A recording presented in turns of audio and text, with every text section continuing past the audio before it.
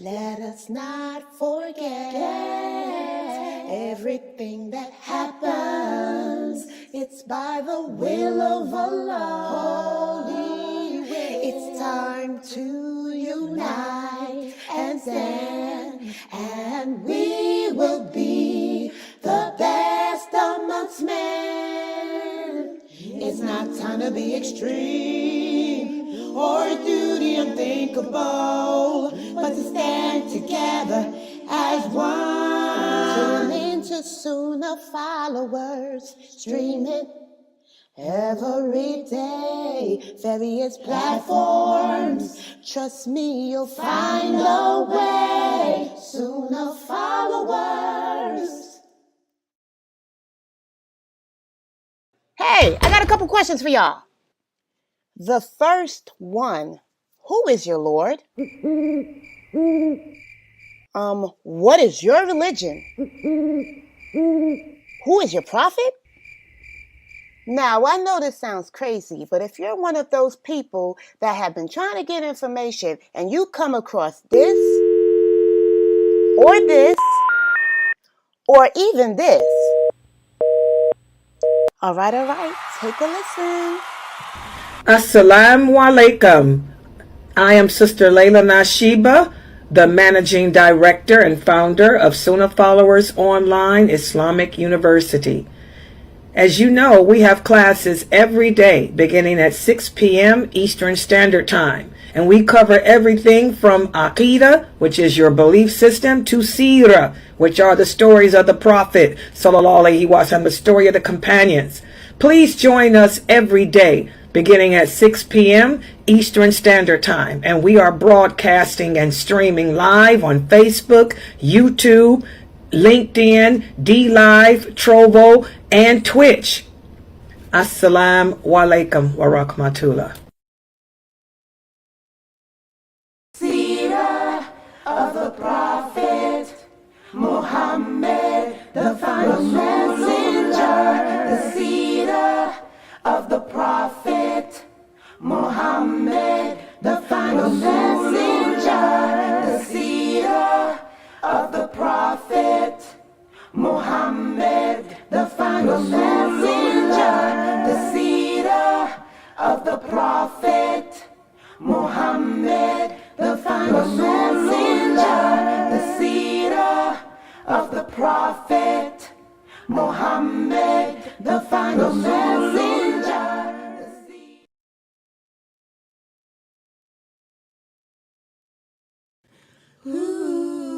Proper Aqidah, Quran and Sunnah, Quran and Sunnah, Minhaj and Aqidah. Actions speak louder than words, Sunnah following kids, come with me.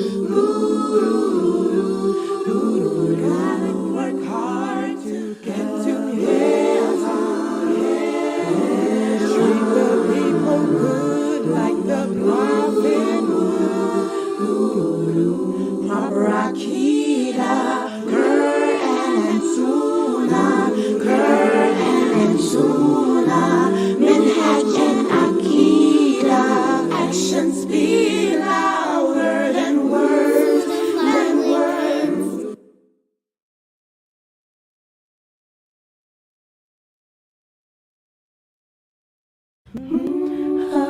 Assalamu alaikum. Sunnah Followers presents a new class to add to your Islamic lineup, calling the Muslims back to the Sunnah with the understanding of the companions. A new edition taught and broken down by Ustadah Laila Nasheeba. Tarbiyah, Brotherhood and Sisterhood in Islam. Join us every Sunday at 9 p.m. Eastern. Right here, streaming on all major platforms, channel Sunnahfollowers.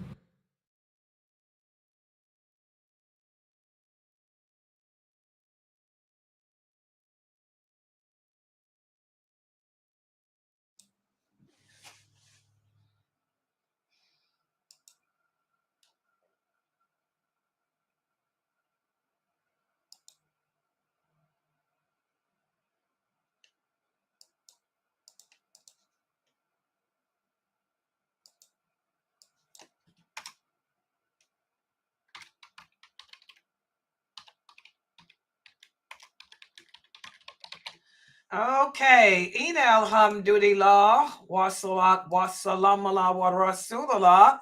I want to welcome everybody here to the new class that I'm just going to begin today.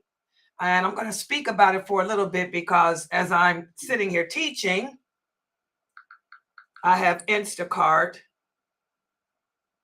on their way to deliver my groceries. As you guys know, I've been trying to get to the grocery store and I was unable to do so, but thanks to technology, Allah blessing us with Instagram and Instacart. You know, I was able to Instacart the stuff I need, so they're bringing it. But alhamdulillah, this class, which is a new class, and the title of this class is How to Establish Brotherhood. How to establish brotherhood in Islam. When we use the Arabic word tarbiyah, tarbiyah takes on different meanings. It refers to growing or nurturing something. And so what we're going to do in this class is try to nurture brotherhood and sisterhood, you know, amongst us. Because we're learning so much. And you guys can tell that we're learning so much here because it seems like the more we add classes, and the more we add speakers here, look what's happening. You know, we getting more and more denizens of Shaitan coming into our live streams, trying to create problems, or like what happened earlier today. And by the way, I want to thank everybody for being patient with me as I tried to navigate through the fitin that occurred earlier today. And just to let you guys know, I did take that video down. But it is recorded, and what I will do, because you guys did such a good job breaking down the meaning of Allah's name, El-Batin, El-Batin. Okay, you did such a good job with El-Batin that I'm going to put it together, but I'm going to edit it. I'm going to edit the video and take out the distraction that occurred when that non-Muslim man started blowing up my phone. So, but I will put the video up, edit it tonight. And also I'll put up what we came up with in regards to the meaning of that name, because you guys worked hard at that. And I'm so proud of how well you did. Okay. But I took the video down because I don't want people to see me having my anxiety attack. I literally had an anxiety meltdown, you know, so I don't want nobody to see me like that. So I'll put that video out later tonight, inshallah, because I'm going to probably be up all night getting other stuff together. Now, this class, this is a tarbiyah class on how to nurture and grow brotherhood and sisterhood. The reason why I included this series into our lineup is because look what we have going on. You're learning what it means to believe in Allah. You're learning how to show allegiance to Allah, to the Prophet, to the religion, to the Muslims. You're focusing on Aqidah, belief. You have another class that's being taught here by Brother Hanif on the minhaj, you know, what it means to that shahada means and all of that, and how to implement it into our life. So we got a couple of classes on Aqidah. And then we have Sirah, which are the stories of the Prophet Sallallahu Alaihi Wasallam, which is taught by Brother Mukhtar. The stories of the companions, that's going on here. You're learning about the companions of the Prophet Sallallahu Alaihi Wasallam. You're learning why they are the best of this nation, why it is that we only follow we only have their understanding. And hold on, guys, this is my Instacart, so hold on.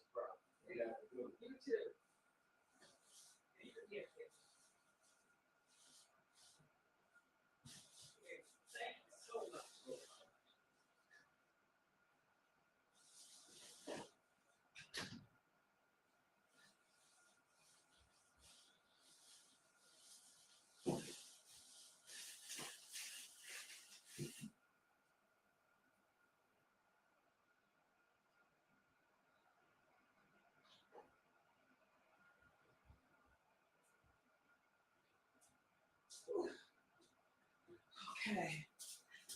Okay. All right, guys. I apologize for that. A lot of groceries to put up later. Okay, so we have the Aqidah. We have two Aqidah classes going on here. Then we have Seerah. You're learning about the Prophet Muhammad, sallallahu alaihi wasallam. You're learning about the companions and why it's important for us Muslims to have the understanding that they had when it comes to practicing this religion. And then you have classes, you know, for the new shahadas. We have Dr. Ali, who's here breaking down the meaning of the Quran.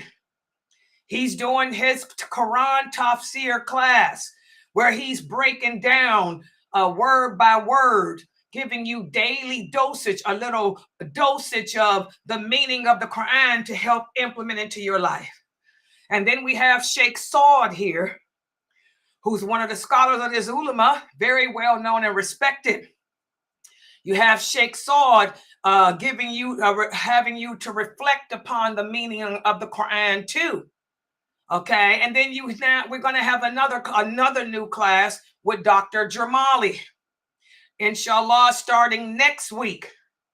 Dr. Ibrahim Jamali will be teaching, and that class will be in this time form. Normally, this class that I'm getting ready to teach now will be on Sundays. Saturdays will be Dr. Ibrahim Jamali. He's going to take Surah Nisa, the surah of the Quran, addressing women.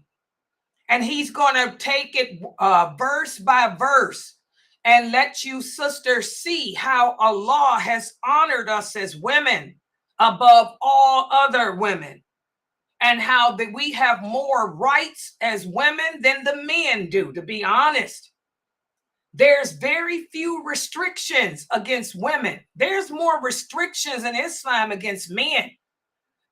There's nothing in Islam that forbids a woman from wearing colors. There's nothing in Islam that forbids a woman from wearing designs like the hijab I have on and my abaya. But men cannot wear all colors. Men have to be careful when it comes to designs in their clothing. So Dr. Jamali is going to be teaching that class to show how Allah gave women and children rights in this religion, and there's no reason for any woman, any Muslim woman on this planet to feel oppressed or to feel deprived or to feel depraved. That class will begin next Saturday. So looking at that beautiful lineup of classes and lectures that we have, and we also have Dr. McBride. He's here teaching his book. He's also helping to guide the new shahadas in their transition into Islam. He's showing them how Islam completed everything that came before it. So with all these really help to mold you and help to shape you into establishing a great relationship with Allah. You know, we also need to focus in on brotherhood and sisterhood. Because as another class I'm teaching you the signs of the last hour. With all the classes that we have here at Sunnah Followers that we're offering to you guys, you can look and see that everything that's happening in this world, good and bad,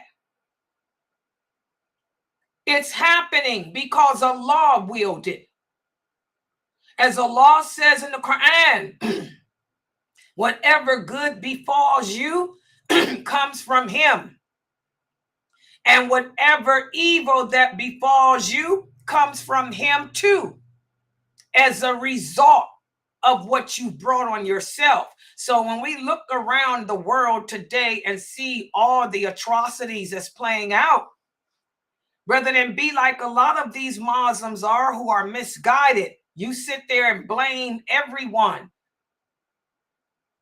but yourself. This is incorrect. Instead, you will ask yourself, am I the cause of this? Everything that's happening that's bad came from Allah.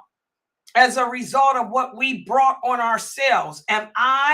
What role did I play in what's happening? Did I help to create this? Did I help to bring this fitting upon us? Did I help in this? In other words, not to create it, because Allah is the creator. But did I play a role in causing Allah to bring about what is occurring? Everybody get me? So all of the classes here at Sunnah Followers are designed to help you stay focused on your mission in life. We were created to worship Allah.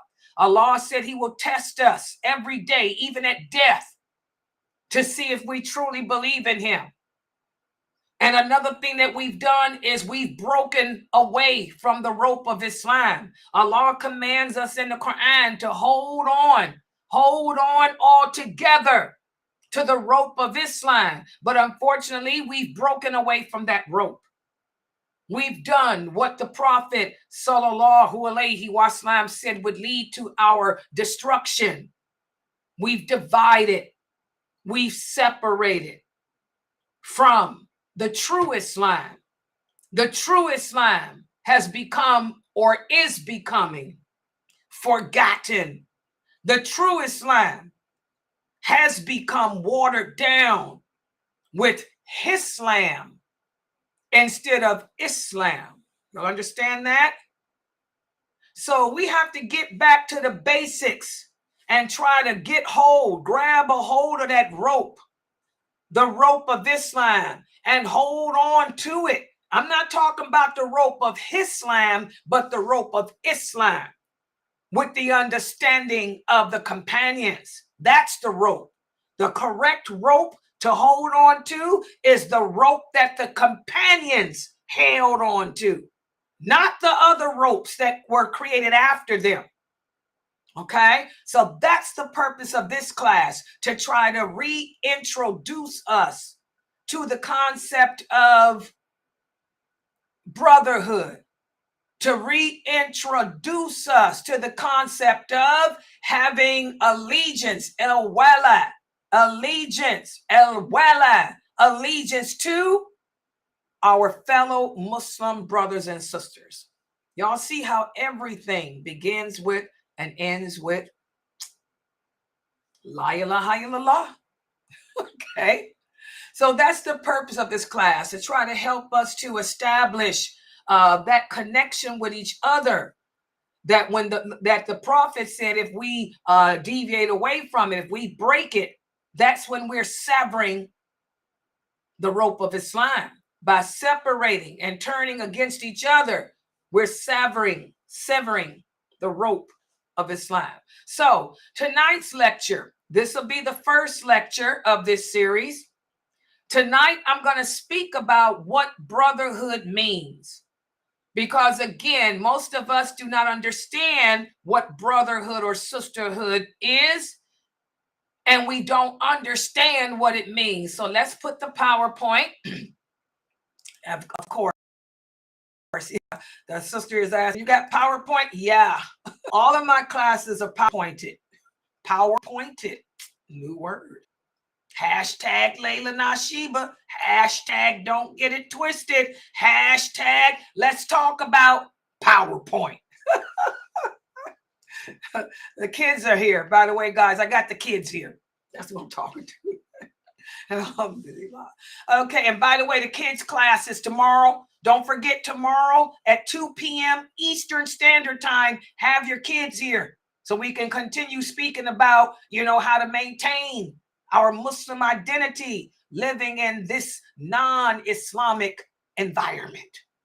Okay, so let's put the PowerPoint up on the screen. Let me take you guys to this screen while I set it up first with the people in Zoom. Yeah, I got my PowerPoint. One of the kids is asking me, did you finish your PowerPoint? Oh, you're so sweet. Yes, I did. Oh, you were here, baby, huh? You saw what happened earlier? I'm sorry you had to see that. But yeah, I got my PowerPoint done. Here it is. MashaAllah. How old are you? This is the kid that's on this platform here. I can't tell which one's a D Live. I think it's D Live.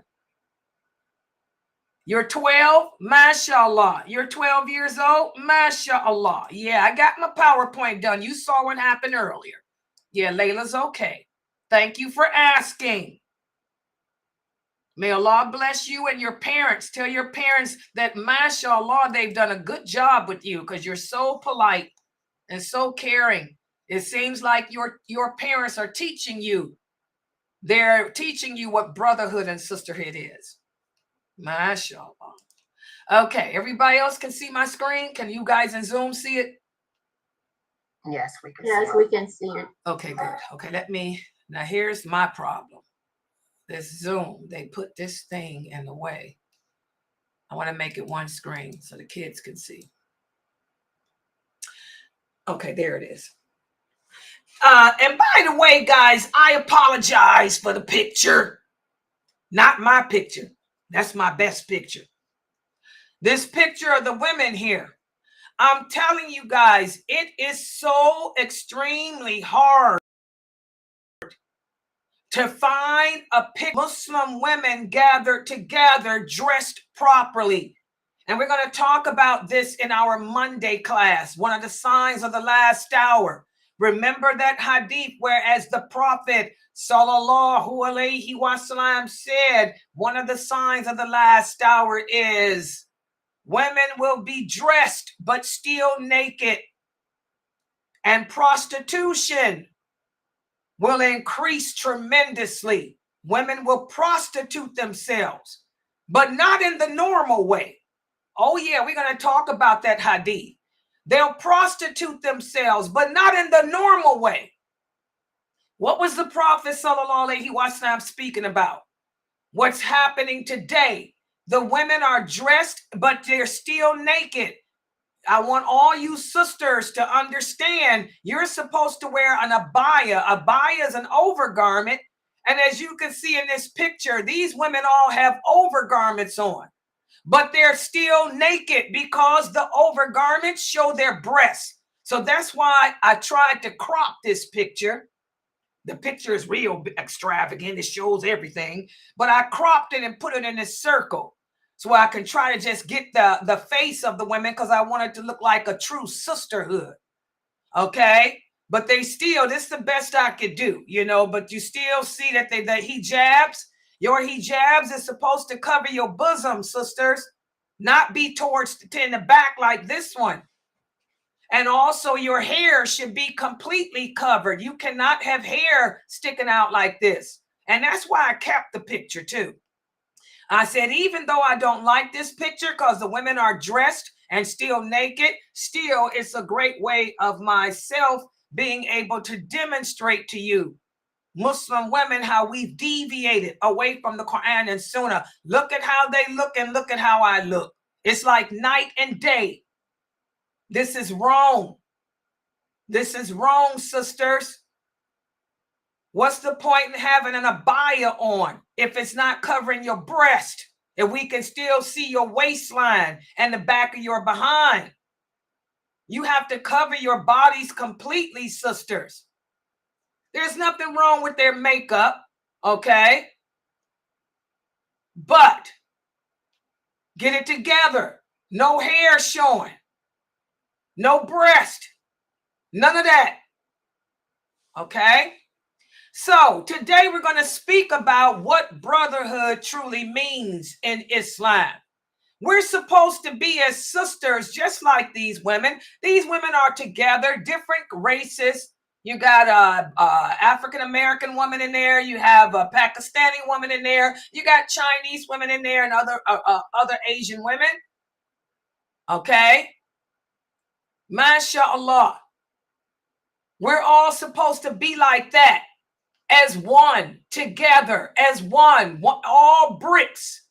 Each one of us, regardless of our color, regardless of the country we come from, regardless of our race, regardless as to whether I'm married or single, we're all supposed to each represent a brick, just like these women do, and be united.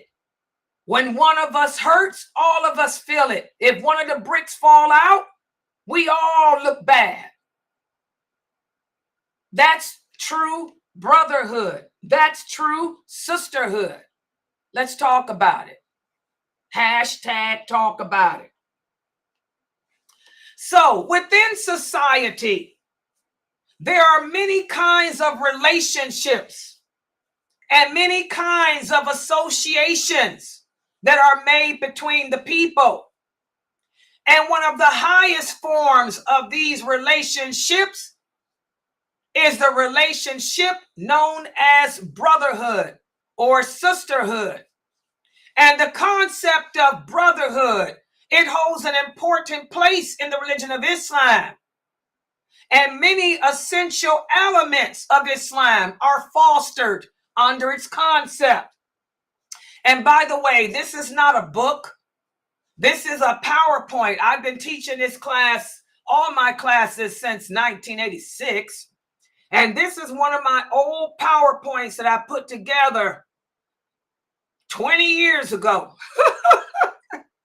And what I did is just took the PowerPoint and put it on the words and put it on a new PowerPoint format. And I changed the words, trying to make it sound a little better. So make sure you all take screenshots, because this is not a book. Yeah, this is not a book. Yeah, this is Layla's PowerPoint. I told you guys I never use books. I always, use my own PowerPoints that I put together based on what I've learned from my teachers and all of that. Okay, and I've been using the same material for years, since 86, except for Sheikh Kareem Abu Zaid's books. That's why I said Sheikh Kareem Abu Zaid did a great thing. And I want you young brothers to listen to Laila Nasheeba. When you hear people speaking badly about other Muslims, this is also part of tarbiyah. This is part of nurturing brotherhood, sisterhood. This is part of wala, el-wala wal-bara. When you hear other Muslims saying bad things about another Muslim, you're not supposed to participate in that. You first of all stop the person and remind them that backbiting and slander are two horrific sins.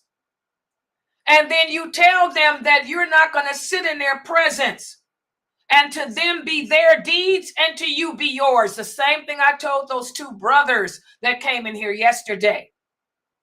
Because when we speak badly about other people, we have to keep in mind that each and every one of us as Muslims, we all have our own personal relationship with Allah. You don't know what my relationship with Allah is. I don't know what your relationship with Allah is. I could have a closer relationship to him than you do. I could be a person that's devoted my entire life to servicing my Lord with his dawah. Okay? And you cannot. So we're all in different levels. So we have to be careful of what we say about other Muslims, because it may end up coming back to hurt us. Because Allah tells us in a beautiful hadith qudsi that he becomes a ferocious lion whenever anyone attacks someone that he loves. And this is what I was saying about Sheikh Kareem Abu Zaid. Sheikh Kareem Abu Zaid, may Allah bless him. May Allah forgive him of his sins. He put together the only books, the only sequence of books that I will now use for my Aqidah class, which is that right belief system. Because it's been so hard to find a book translated into English or written into English so well that breaks down the concept of what La ilaha illallah means, and also the concept of allegiance and what our allegiance is to. Well, he put that together. And that's why I say that trilogy has now been incorporated into our curriculum. That will remain the curriculum, of Sunnah Followers Online. That will be our Aqidah class. All right? Because before then, as you all know, I've been teaching Islam and teaching Aqidah since 1986. I never used a book before, but now we have one. So this PowerPoint on Brotherhood, this is a PowerPoint. It's not a book. So please take screenshots with your cell phone so you can print it out at the end of the class and staple it together so you can review my information here. So the concept of brotherhood holds an important place in our religion, and many essential elements of our religion are fostered under its concept. Number one, true brotherhood, true sisterhood. It brings about the fruits of faith. Without having true allegiance to the other Muslims, you will never, ever, benefit or taste the sweetness of faith. You have to have love for the sake of Allah. Remember that hadith. The Prophet sallallahu alaihi wasallam said, you will never taste the sweetness of faith unless you love Allah more than you do yourself, and also love others for the sake of Allah. So how can we love others for the sake of Allah without harvesting love or true brotherhood, true sisterhood? And over the course of this series, I'm going to speak about what it means to love for the sake of Allah. Also, brotherhood and sisterhood is a gift that comes from Allah. Allah shares this gift with those of us who truly believe in Him. Listen to what Allah says in the interpretation of the meaning, and hold fast. Here's my verse. Hold fast, all of you together, to the rope of Allah, and do not be divided amongst yourselves. And remember Allah's favor upon you. You used to be enemies to one another, but He joined your hearts together so that by His mercy you became brothers. This is one of the most powerful verses of the Quran. And when did Allah send this verse down? What's the history of it? This verse came down when the Prophet sallallahu alaihi wasallam and those companions had migrated to Medina, where the Prophet sallallahu alaihi wasallam had to bring the Arabs together, because before the advent of his prophethood, the Arabs were a nomadic, warrior, tribal people. They used to fight against each other. They held grudges against other tribes, and they didn't even remember why. Well, Islam came about and brought them together, uniting them together, whether you were an ex-slave, whether you were from this tribe or that tribe, whether you were male or female. Because before Islam, the women didn't have rights either.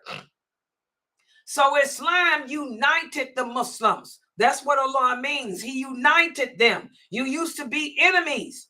You used to fight each other. But Allah joined you together and He made you as one out of His mercy.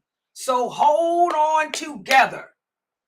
This verse is important because our Prophet sallallahu alaihi wasallam told us in another authentic hadith that it's when that rope, the rope of Allah, has been severed.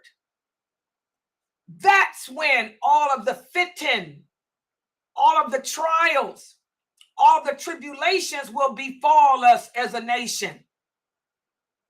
And as we talked about in my class on Wednesday, on the signs of the last hour, when did that rope become severed, guys?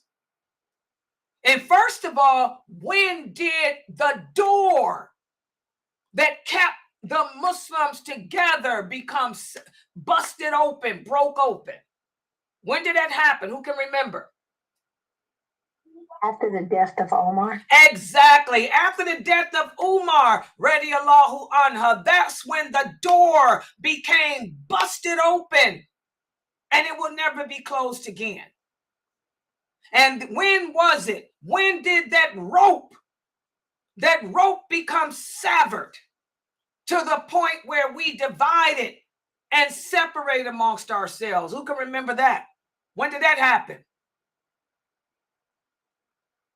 After the death of Uthman. Exactly. After the death of Uthman, radiallahu anha, that's when the Muslims began to divide, to separate. They deviated away from that rope. The Prophet told them before he died, hold on to that rope. Do not come apart. It's when you break away from that rope. When you reach out and grab another rope, that's when Allah will send all the trials that will end up destroying you. It happened. But before then, the Muslims were at their best. They were one nation, following one prophet, sallallahu alaihi wasallam, worshiping one Lord, practicing the one and only true Islam. Also, Allah says in another verse, in the interpretation of the meaning, Allah, He has united your hearts. If you had spent all that is on the earth, you could not have united their hearts, but Allah has united them. So we have to understand, this is what I tell a lot of you Muslims, like in my Q&A yesterday, a sister was telling me, she said, the Muslims in my school, they're very sinful. They don't practice. Should I make friends with them and teach them the religion? No. First of all, you ain't qualified to teach anyone a religion. And secondly, Allah's the one who makes Muslims. Allah's the one who unites the heart of man. Allah's the one that turns the heart of man. We don't have that ability. I am a true daya, and I sit here every day of my life calling the Muslims back to the truth. Most people ignore me. Most Muslims ridicule me. Most Muslims attack me and don't listen. I always tell you guys, I only got 20 followers. That's all. I ain't got but 20 followers. I keep telling y'all that. And y'all see it every day. Allah makes Muslims, not you, not me. We can pray for each other, make dua for each other, but Allah is the one that controls the heart of man. So the concept of brotherhood in Islam, how can we define it? It can be defined as the act of loving in a person that which Allah loves in him. And this is what led the Arabs to love our Prophet Muhammad sallallahu alaihi wasallam. And this is what has led you and me and everyone living on earth today who loves the Prophet to love him. We've never met him. We don't even know how he looked. We've never heard his voice. We've never saw his eyes. But subhanallah, we love him because we see in him the things that Allah saw just from reading about him, learning these hadiths, learning the history of Islam, learning the seerah. You can't help but develop love for him the way he handled Abu Dar. When Abu Dar became angry at Bilal and called him the son of a black woman slave. The way the Prophet dealt with Abu Dar, you can't help but say, subhanallah, I love him for that. The way he dealt with Aisha, radiallahu anha, when she made fun of Safiya out of jealousy. So that's the concept of brotherhood. It means to look at a person and see in them the good things that Allah sees and love them for that. To not focus on your dislikes. You might be a person who doesn't necessarily like Arabs. You just don't like Arabic people. You think that they're Bedouin. You think that they're this, they're that, they're harsh. I've heard that before. I've heard that growing up. Oh, Arabic women are so harsh. Arabic women are so aggressive. Arabic women are so outspoken. You women don't have a filter. Oh, I've heard that. When I was in college, they knew what I was without a question. They knew I was Arab. Oh, you just typical Arab woman. She has no filter. Okay? You may not like Arabs for whatever reason, but you'll get past all of that and say, well, Allah loves honesty. Allah loves a person to be straightforward, especially a woman. Allah even commands it of women to be straightforward publicly in your dealings with others. So you overlook the fact that I am too honest. She's brutally honest. That's what I've been told all my life, guys, even by many of you. I've been told she's too brutally honest.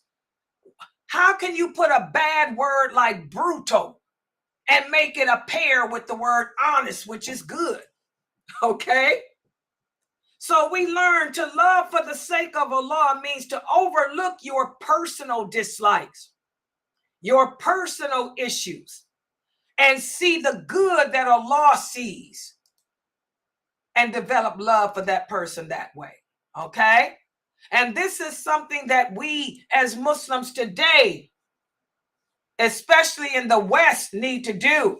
We have to look at our brothers and sisters in Islam and recognize the good in them and overlook their faults that you may not like. You may not like the fact that I'm so honest, but Allah loves it.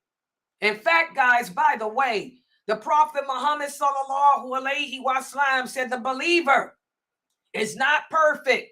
The believer makes mistakes too. But there's one sin that a believer is never capable of doing, and that's lying.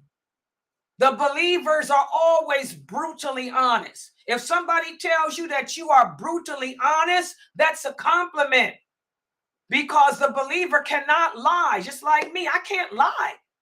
I can't lie. That's why I don't commit crimes, because I'll be the first one to say, yeah, I did it. Okay? So we overlook the faults of people and learn to love them for the good that they represent. But unfortunately, a few Muslims can do this. And this is how we as a nation in general fall victim to Shaitan's plan of creating division and dissension. Okay? So as believers, we have to make ourselves understand that a strong, devout Muslim is entitled to our love. In fact, the strong, devout Muslim is more entitled to our love and allegiance than a weak, disobedient one who falls short of his duties. And by the way, this is another one of the signs of the last hour. Instead of our allegiance being to those Muslims who are strong, devout, our allegiance is to the weak ones. We'll choose that weak sister over there who don't wear the hijab, who's crying because Laila Nasheeba was too harsh.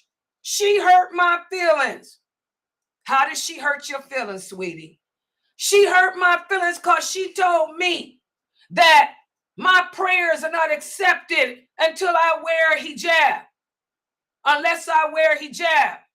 That's the truth. You shouldn't have asked the question. And that's why I tell you, sisters, be careful the questions you ask.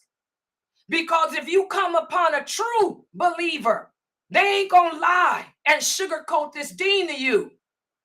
Don't ask me, is Allah going to accept your fast or your prayers if you don't wear hijab? Because I'm going to tell you the truth. And the truth is always a bitter pill to swallow. The Prophet sallallahu alaihi wasallam said, anyone who deliberately, knowingly disobeys Allah, none of your good deeds are accepted. What's the source? What's the source? Sahih Bukhari and Sahih Muslim. So for those of you who support the sister who's crying her eyes out because Layla hurt her feelings. And now you've made me the bandit. I'm the bad one. How did Billie Eilish say it? I'm the bad one. In reality, I'm the good one. You're the bad one because I am more deserving of your allegiance and your love than she is, for many other reasons too. So this should be the criteria, and I want all of you brothers and sisters to write it down. This should be the criteria that we use when we make friendships with one another. We should look for those qualities in a person that are most pleasing to Allah, and then align ourselves to those people who have the best qualities that are pleasing to Allah. Because the strong believer will become a shield against Shaitan for you. The weak believer will just take you to the hellfire with him. Do you sisters understand that? Y'all got to stop this. I look at some of your Facebook pages and I can see women badgering other women, all because some sister told somebody the truth. No, you can't say you better than me because you have your face covered. Where does Allah say that? Allah doesn't say in the Quran that women who cover their face are better than women who don't. In fact, Allah doesn't mention anything about your face, because covering your face is not even an obligation in Islam. That's something that you choose to do because you're following your husband's culture. Because you ain't even following the wives of the prophet's culture. The wives of the prophet, for those of you who don't know, I keep telling you, hashtag don't get it twisted. Hashtag don't get it twisted. Hashtag let's talk about it. The prophet's wives did not wear burqas. I keep telling y'all that. That's not part of the Arabic woman's culture. That's not part of our culture. They never covered their faces. Okay? So you're mad at that sister because she told you the truth? She told you that you're covering your face to please your husband when Allah didn't command us to do that? You're mad at that sister because she told you that Allah said any deed done to please him and someone else is not accepted. So you hate her. The truth, like I tell you women, is a bitter pill. Y'all gonna have to get over that. Y'all gonna have to become stronger women. You're gonna have to choose your friends wisely. Why would you be friends with a weak Muslim? The strong are better. The Prophet sallallahu alaihi wasallam said in another authentic hadith, what's the source? Bukhari. He said the strong believer is more loved by Allah than the weak one. You Muslims today choose to surround yourself with weak, non-practicing Muslim other people. And then you hate on the strong sisters. So again, our allegiance should be to the strongest amongst us. And not only should our allegiance be to the strongest amongst us, but remember, our allegiance is not to the non-Muslim at all. So if you have a good non-Muslim, a nice non-Muslim, and you have a bad Muslim woman, your allegiance should be to the bad Muslim woman, not to the good non-Muslim. Do y'all understand that? And this is where we lose it today too. You will find Muslims with non-Muslim friends. And you ask them, why aren't you with that sister over there? Oh, she doesn't pray. She doesn't practice the deen right. She's still your sister. She still believes la ilaha illallah. These people you hanging with, they don't believe in Allah. They don't believe that fornication is bad and dirty. They don't believe that marijuana is bad and dirty. They don't believe that lying and cheating is bad and dirty. You should have no allegiance to them. Your allegiance should be to that non-practicing woman, because least you can work with her. Maybe you can help her. Maybe you can be a role model for her to get on the good foot. Okay? We have to understand that the hearts of the believers are filled with love for other true believers, because the believer knows that these are their brothers and sisters in Islam. This is why the other day, when those men came into my website, those Asharis, challenging me and speaking badly about the fact that I'm teaching from Kareem Abu Zayd's books, I defended him. That's my brother. Subhanallah, I don't know who you people are. I don't know, what kind of Muslims you are, and don't care. But the simple fact that you are sitting here attacking another Muslim when this is forbidden in Islam, that shows me that if you are a Muslim, you're weak. You're weak. My Kareem Abu Zayd is more entitled. He's more entitled to my support, more entitled to my friendship, more entitled than you are. Y'all get it? And that's why I reacted the way I did with them. Remember, Muslims, as brothers in Islam, our hate and love should be in proportion to the qualities loved or hated by Allah. Allah hates slander. Allah hates backbiting. Allah hates lying. You sisters want to slander other women. Y'all want to lie and backbite. I'm sorry. My love and my hate is in proportion to the qualities loved and hated by Allah. Allah hates that behavior. So what am I going to do? I'm going to do al-barra, which means I'm going to distance myself from you sisters. I'm going to distance myself and tell you, to you be your deeds and to me be mine until you come back. Like I told those brothers, I don't know who you men are. I don't care what you are. But the person more deserving of my allegiance is Kareem. So to you be your deeds and to me be mine, bounce. And I banned them. I say, until you come back here with the behavior that's loving to Allah, you are not welcome here at Sunnahfollowers. Okay? We have to understand as Muslims that brotherhood is also the fruit of good character. As the Prophet sallallahu alaihi wasallam said, what accounts the most for leading people into paradise is the taqwa, or the fear and consciousness of Allah and good character.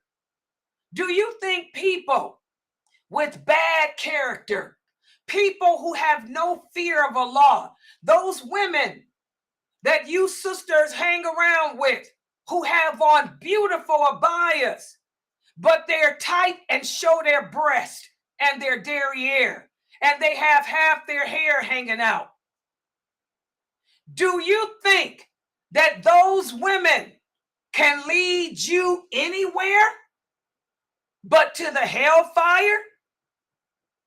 In order to lead the people to paradise, you have to have fear of Allah. Any person who openly, publicly disobeys Allah, this is a person that has no fear of his punishment. The simple fact that you are a Muslim woman, you are at a conference, and you are sitting at a table with a bunch of non-mahram men, and you have on all that perfume, they can smell you. And you know that the Prophet said, any woman who puts on perfume, any man who smells her, it's as if she had sex with him. So you're at this MSA or this ISNA or this ICNA conference, because all of them do free mixing. All of those conferences I tell my students to stay away from. Stay away from MSA conferences. Stay away from ICNA. Stay away from ISNA. Because all of this goes against the traditional Islam, where women are sitting there at the tables with men with those abayas on, with the drawstring and the waist that's showing their breasts, and their breasts are laying on the table for the men to see. And the men are looking, okay? And they got on all that perfume. They got on too much makeup. Makeup is not haram, but excess is. The Prophet sallallahu alaihi wasallam said, we take the middle course in eating, in food, in dress, in makeup, and everything else. You're excessive with it, okay? You're excessive with your jewelry too. You're excessive, okay? How can these women lead you anywhere but to hell?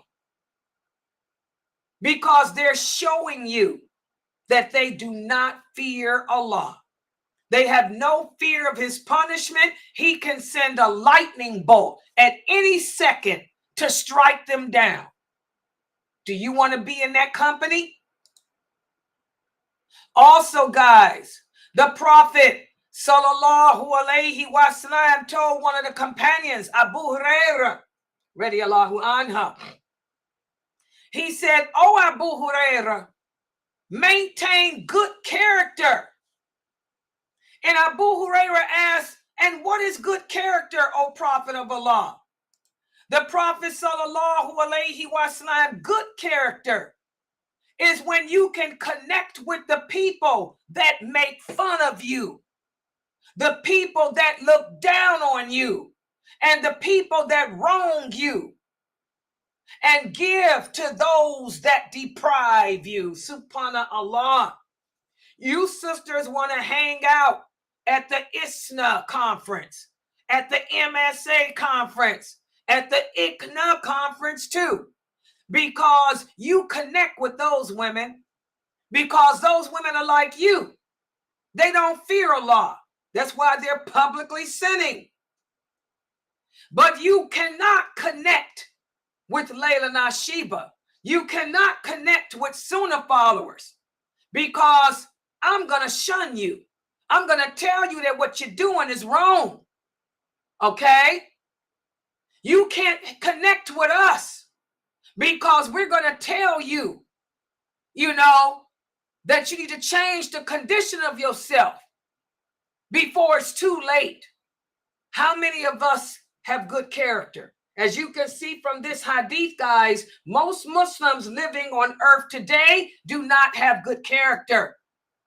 The fact that you can't stand and listen to me and my classes or connect with my website, you're not a person of good character. Because people of good character, we can take the criticism, especially when the criticism is based on Quran and hadith. We accept it and we try to change ourselves. But for those sisters you're hanging with, they're not going to critique you because you're doing the same thing that they're doing. You are all peas in the same pod, and you will follow each other right into that hellfire. Y'all see that? These hadiths are everything, guys. These hadiths are everything.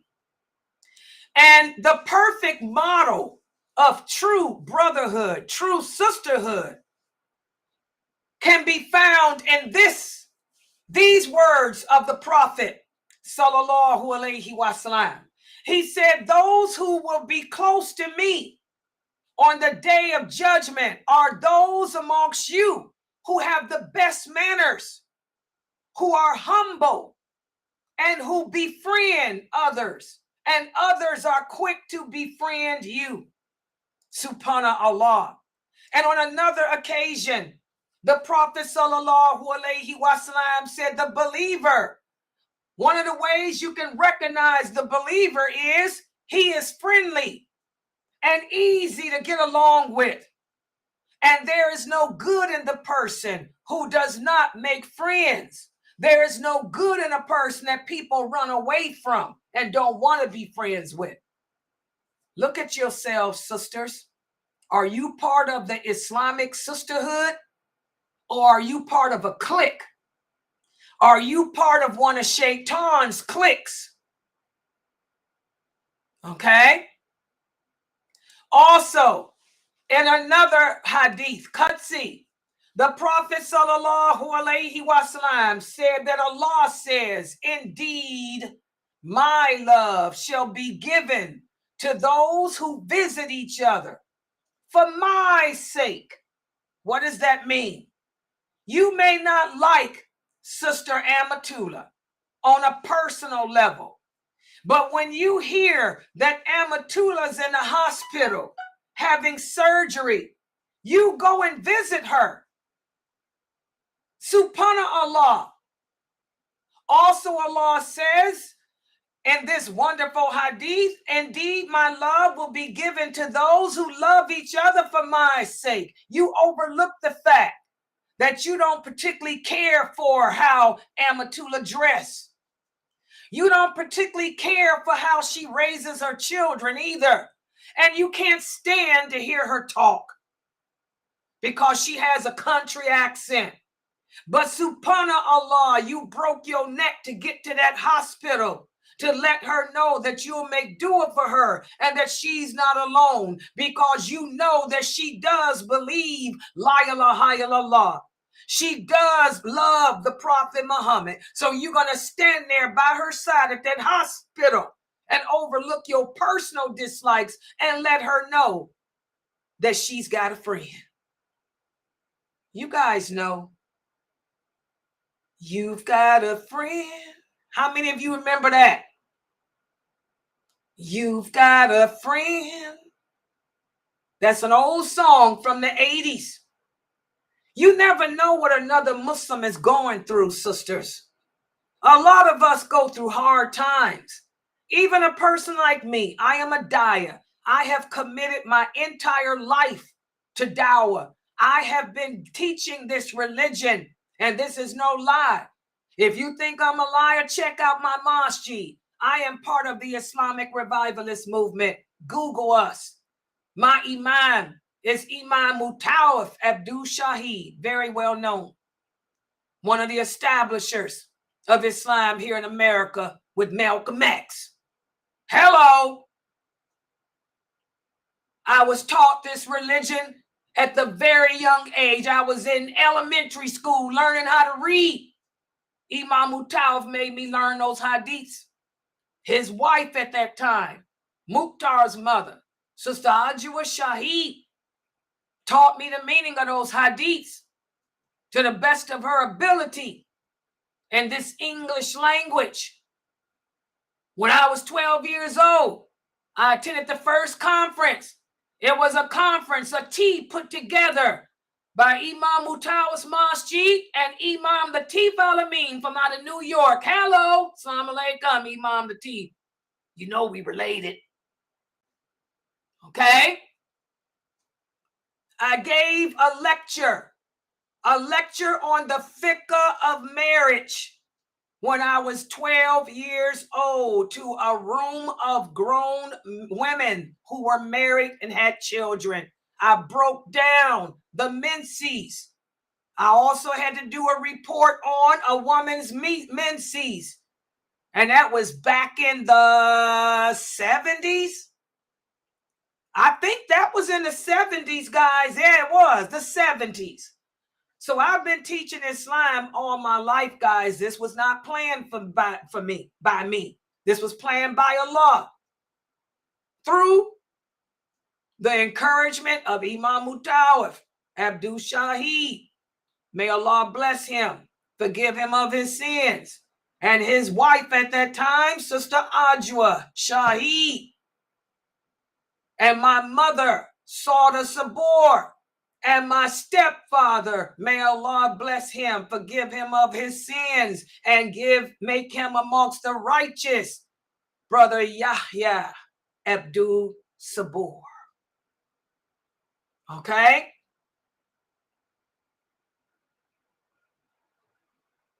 We have to understand, guys, it's all about loving each other for the sake of Allah, being able to overlook our personal problems, our personal issues. I am a dyer. I've been doing this since I was 12. Do you guys know how hard that was back then in the 1960s?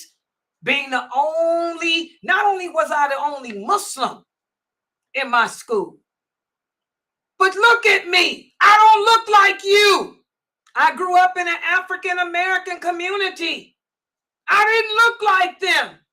I'm paler in color. I got red hair. Oh yeah, I'm a redhead. Oh yes, Layla's a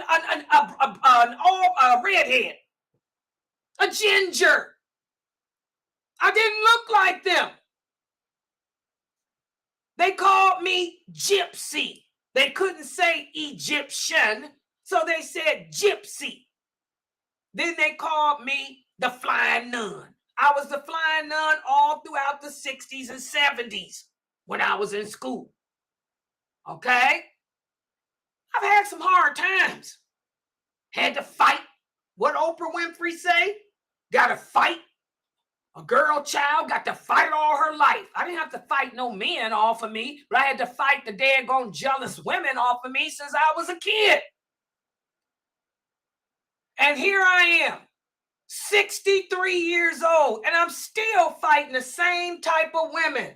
I'm fighting the same type of stupid, jealous women.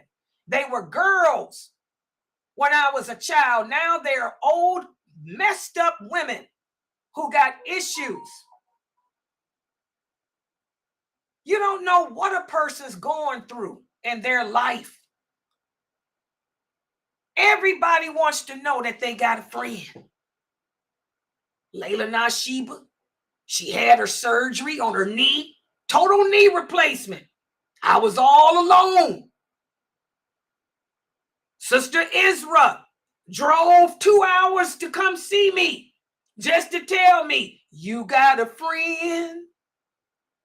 Amina Fresno flew all the way from out of Fresno, California to let me know, you got a friend. Sister Shamsa drove all the way from Rochester, New York, just to let me know, you got a friend. God, did that make me feel good. That's what you call sisterhood. That's what you call true sisterhood, guys. To be there. And that's what Allah is saying here. My love shall be given to those who visit each other for my sake. My love will be given to those who love each other for my sake. My love will be given to those who approach each other in humility for my sake. And my love will be given to those who will rush to help each other for my sake. SubhanAllah, I had my total knee replacement surgery. My granddaughter was staying with me. She's supposed to help me. But at the time, she was only 17. You know, teenager. The Nicki Minaj show. That's what we're dealing with today. I tell her, take my garbage out. I can't walk. I can't go up and down the steps. Take the trash out, Jayla. I don't want to take it out. I don't feel like it. So my trash added up. I had 2 bags, 2 big bags of trash sitting in the house. And I am OCD. I can't stand filth. And I came on here and did my class. And I said, I'm so tired. That garbage, I wished I could drag that garbage out of here. Next thing I know, the next day my phone ringing, and it's big head, big mouth, Norto. Norto and her sister Aisha, they drove all the way from Kentucky. I live in Ohio. They drove 7 hours all the way from Kentucky just to take my garbage out. Now you tell me if that's not this hadith. My love shall be given to those who rush to help each other for my sake. They got their father to drive them all the way from Kentucky to Ohio the next day just to take my garbage out. So now you tell me, guys, who is more deserving? Who is more deserving of my allegiance? A Muslim woman, a Muslim girl who has never met me, but she's heard my voice on this internet teaching Islam. A Muslim girl who drives all the way from Kentucky, who doesn't know me personally, but she came just to take my garbage out. Or this Muslim girl here who doesn't wear hijab, who doesn't even know the Fatiha, but is angry at me because my voice is loud and because I told her that she's not better, that Allah is not going to accept her prayers because she doesn't wear hijab. Which one of them is most deserving of my allegiance? Y'all see that? We have another hadith where Mu'ad ibn Jabal, we talked about Mu'ad. Who was Mu'ad ibn Jabal? He was the companion that the Prophet sallallahu alaihi wasallam said nobody understands and knows the lawful and the unlawful better than Mu'ad ibn Jabal. Well, another companion went to him and said to him, "Oh Mu'ad, I love you for the sake of Allah."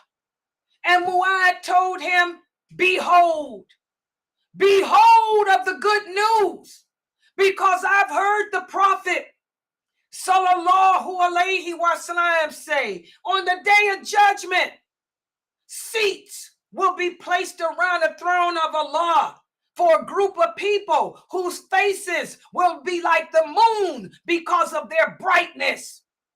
These people will not have any fear or terror on this day, although everyone else will be fearful and terrified. They are the friends of Allah, upon whom there shall be no fear, and they will not be sad. And when he said that, he said, I asked the Prophet, "O Prophet of Allah, who are those people that'll be in those seats?" And the Prophet said, they are people who loved each other for the sake of Allah. And may Aisha and Norto and Isra and Amina Fresno and Shamsa and all my students who came to see me when I had my worst surgery, may they all be seated on those seats and have no fear. So we have to think, so we have to think about it, guys. We're living in the world in which Islam has become strange. Islam has become twisted. We got the weak Muslims running things. The weak Muslims doing all the slander. The weak Muslims turning you against those of us who are strong. Those of us who try to practice the way Allah commands us to. Those of us dayas such as myself, it's my job as a daya to speak out against the evil. When I fail to speak out, that's when Allah will punish us all. You sisters should be glad I'm sitting here speaking out. You got to have a woman speak out against the evil that we women are doing. I ain't talking about like the men do. The men's way of speaking it out is by telling you women that everything is haram, you're less than them, go lick pus and prostrate to your husband. I ain't talking about them because they're misinformed. You should be glad that you got a female daya who speaks your language, who knows these hadiths, who can break this religion down to you in plain, simple English. And she throws the dalil in your face. It's when we stop speaking out that Allah will punish us all. So we can see from these different hadiths of the Prophet sallallahu alaihi wasallam that fostering love for the sake of Allah and establishing the true ties of brotherhood and sisterhood, this is the only way that we'll be honorable on the day of judgment. This is the only way that we will attain honor in our graves. And we're doing it not because we're trying to get subscribers on YouTube, like many of these women do.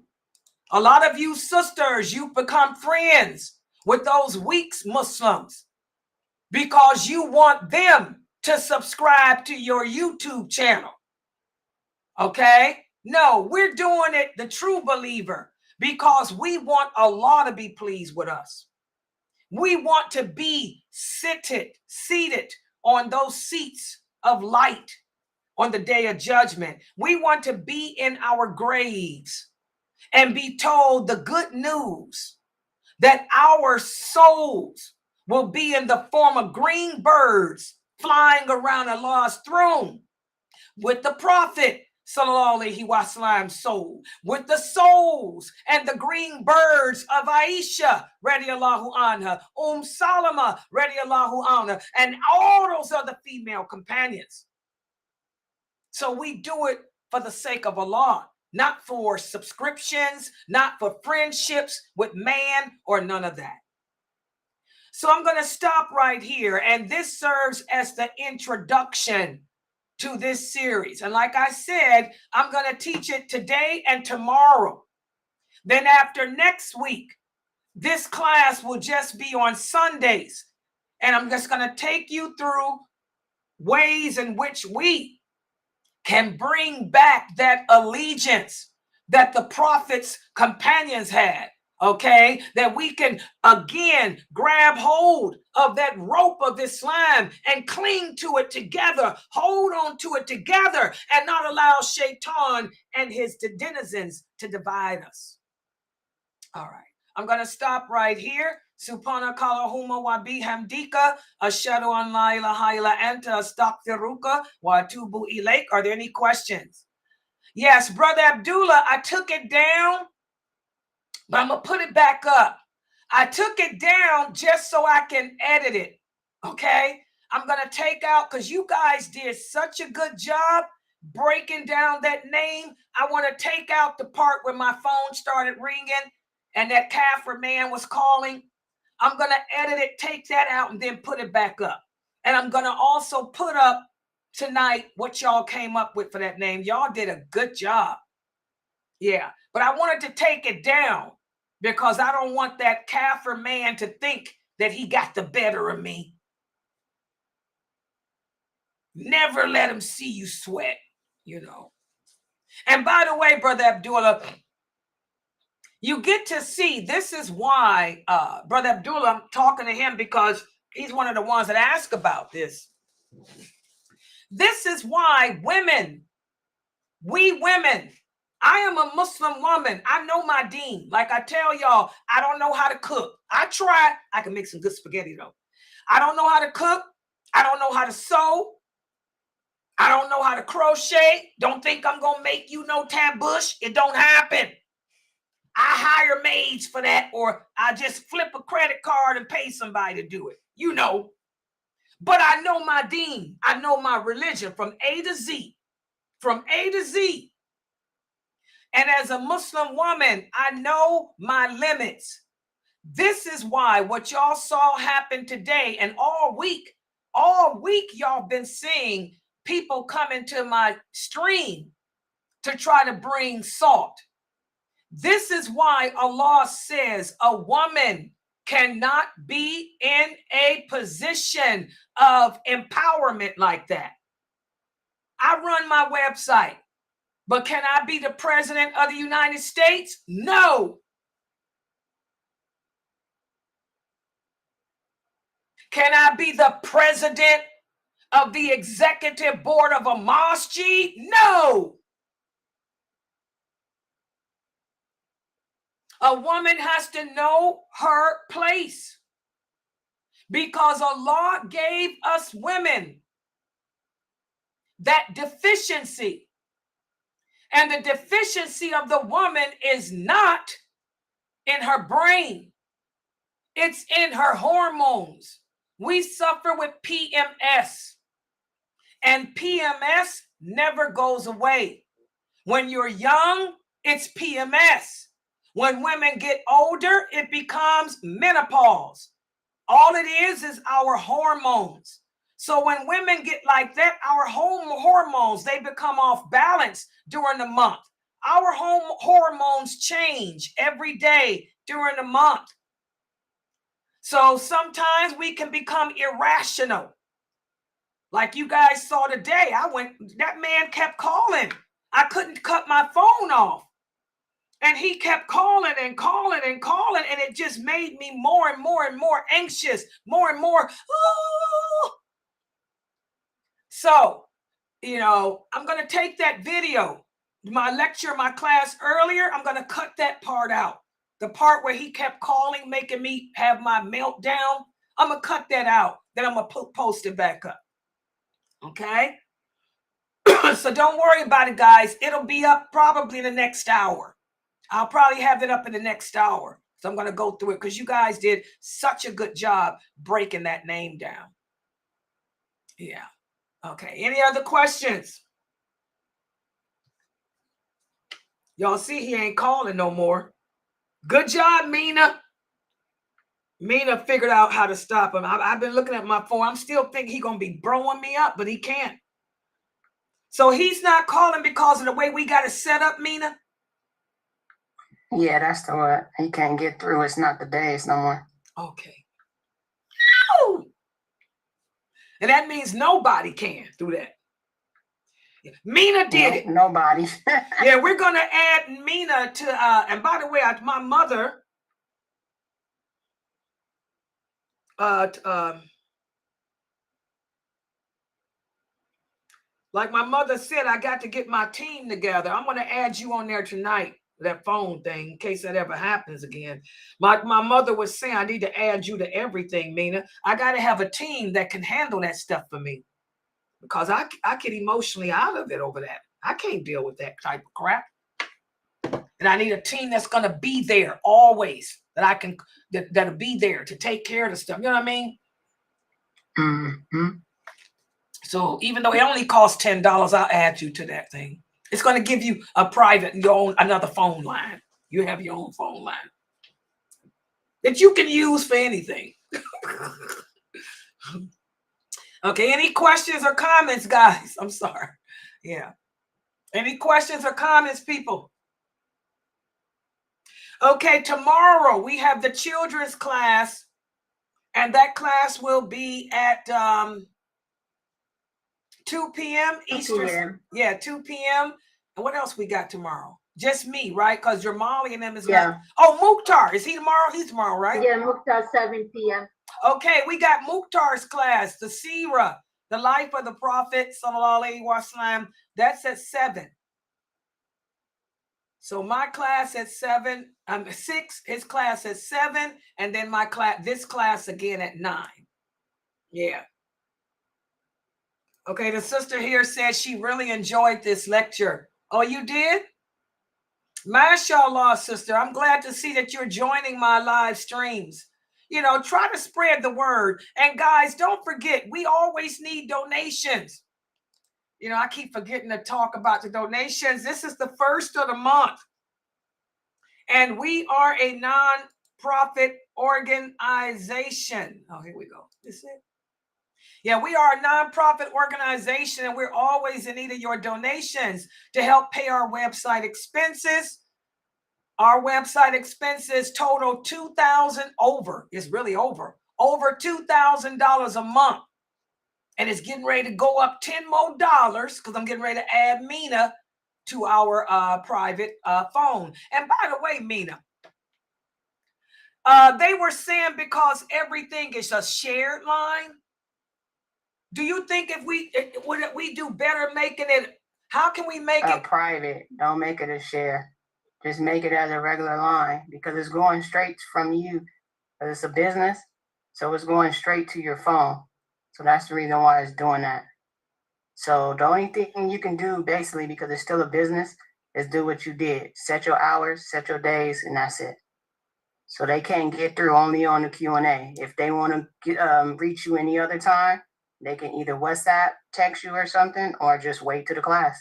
That's all we need it for, really. Because I know it says on there, voice messages. We're supposed to get voice messages. Yeah, that's what she said.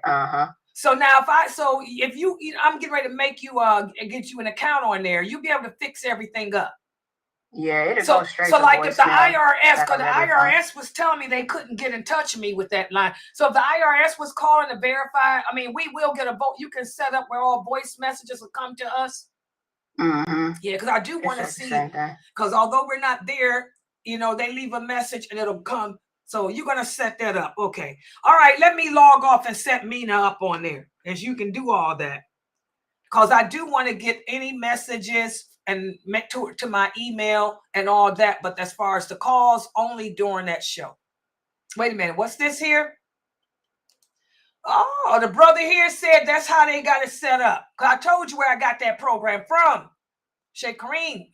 He said that's how he got it set up. He said, Sister Laila, he said all your calls, you have it set up where they leave a message and that it will email me that I got a message and what the message is. Okay. So I'm going to have you do that now, right, Mina? You can do it, right? Okay. I can try. Okay, I'm logging out. I'll see you guys later. We got to take care of this business. We're going to make sure that joker don't ever do that again. He blew me up. Had Layla a nervous wreck. Yeah, that's true. The sister here said that was a good class. That was a good class. Oh, I enjoyed that class. Yeah, this is one from I've been teaching. This is one of my old lectures. I used to teach this all the time. It says I ain't taught it since 2017. Yeah, that's when I had the surgery. That's about right. I'm talking about the one that the man called in. I mean, that was a good. We were getting our rhythm, and that was Shaitan. It was Shaitan. That's how y'all can tell. Look at the signs. Allah tells us to look at the signs of Allah. How do you know if you're learning from the right sources? Look what happens. First of all, who else is one-on-one with y'all like this? And then look how every time I finally got y'all to understand something that's important, Shaitan brings his people in. Now this, I had an idea. This was an idea. What about intentions? I was gonna bring in the intentions. Would have been one of a good example. Yeah, because only Allah knows them. You're right. Allah hides our intentions from everyone else. Woo, that would have been good. I see what you're saying. Because only Allah knows the intentions. He hides our intentions from other people. God. Right. Yeah, that Shaitan came here, and he was a non-Muslim. Now, usually, guys, when I get harassed on the internet, I'm usually harassed by Muslims, like those Asharis did the other day. But subhanAllah, this was the first time a kafir called. Whoa! Shady is mad. I keep telling y'all, Shady is a lady in a mustache. Y'all remember that song? Shady is a lady in a mustache. Oh, hit it. Who was that? Geechee. Family Stone. Sly. What happened to Sly? Did he drug out? Geechee. I don't know, Sister. Y'all remember Sly Stone? Is that before y'all's time? Anybody here remember Sly and the Family Stone? It's a family affair. Remember that? It's a family affair. Don't nobody know. I remember. I ain't that old, but yeah, I remember. Wait a minute. You remember? Yeah, I remember. Yeah. Yeah, you remember Sly? He had that song. Then it came out in the 60s. What? No, what? That's Sammy Davis Jr. What goes up? Wait a minute. No, it was Shady is a lady in a mustache. Dun dun dun dun dun dun dun dun dun. Here it is. Fresno. Dun dun dun dun. Huh? You sound too doggone white. That's Mercedes time anyway. No, that's Sly the Family Stone, Fresno. He was a black group. You know Sly. You don't remember Sly? Yeah, I know.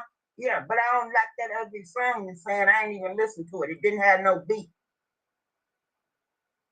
You don't know what I'm talking about. That's a barbecue song. What, Sly? That song I'm talking about with the dun dun. How did it? What was the name of it, y'all? Come on, y'all know I ain't gonna rest till I get it. What was it? But no. Shady is a lady, and let me Google in a mustache. Dun dun dun dun dun dun dun dun. Wait a minute. Shady. Nah, hold on. I got to get. They think I'm crazy, y'all. These songs are coming in my head, and I can't get them out. Shady is a lady in a mustache. Is a lady. I'm just gonna type that. In somebody's watching you. There it is, Fresno. You remember now? Somebody's watching you. Yeah, that's it. That's it. Somebody's watching you. I got my eye on you, Fresno. Somebody watching you. Hello. And that's the problem, y'all. Shaitan is watching this website. Shady is a lady in the mustache. He watching us here. And always bringing in his denizens. Somebody's watching you. Hello. All right. Okay, Mina, I'm going to put you in that program now. Okay, guys, inshallah, we see y'all tomorrow. The Zoom room is open. Subhanakallahumma wa bihamdika, ashhadu an la ilaha illa anta,